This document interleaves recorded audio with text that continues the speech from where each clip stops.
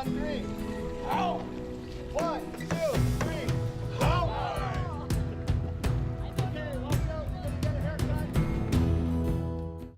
Adventure and Understanding is a 100-kilometer trip by canoe from Beaver Mead Park to Curve Lake First Nation.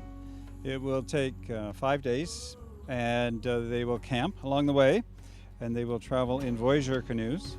So we have a total of 24 people taking part this year, 20 youth and 4 leaders. There are 8 people who are from Curve Lake. We have other First Nations people from Yarmouth, Nova Scotia, from Winneway in Quebec, and also from down at Castleton near Cobourg. And we have a Métis person who has come from Oakville. We have a Rotary International Exchange student who's here for the year from Australia. And we have a student who's coming from Gravenhurst.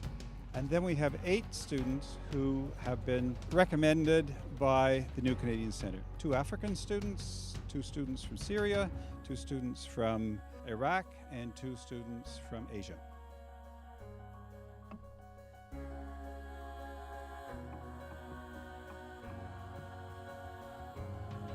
The goal of the excursion is to bring everybody together and give them an opportunity as they're traveling to share their stories.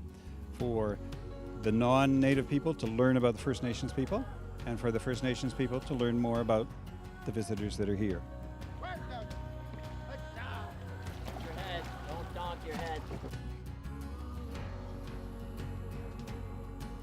So this has been done in past years. What have you heard from some of the participants? I haven't heard a lot of details. They just talk about it as the most exciting thing they've done and how much they've learned from each other. This is a Rotary of Peterborough-Kawartha initiative, but it takes a lot of help. A lot of organizations help make this possible.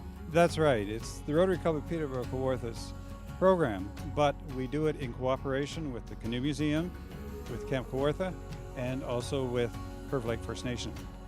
This year we were also very fortunate to receive a Canada 150th grant from Canada 150 and the Community Foundations of Canada and the Community Foundation of Greater Peterborough.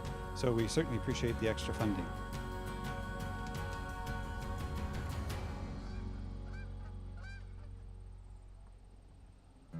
Yeah, it's fun to see the interactions and the friendships being formed. I think that's something everybody came away with. What a neat way to paddle and to learn and to share and spend time with each other. And thanks for everybody pulling together. It's great.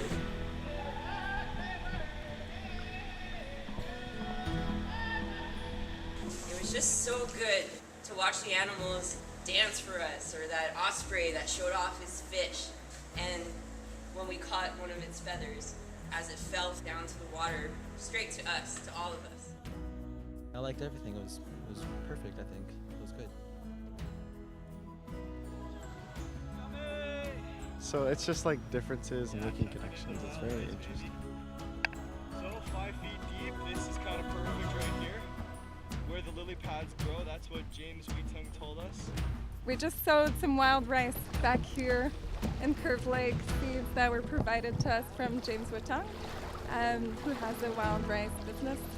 It's from Curve Lake First Nations, and that was quite beautiful and meaningful and represents a lot of what we did on this trip. I mean, this is an adventure and understanding, so it's the idea of bringing youth together, bringing people together to share and spend time. You know, there's that old adage, the best way to get your neighbors to go over and say hello.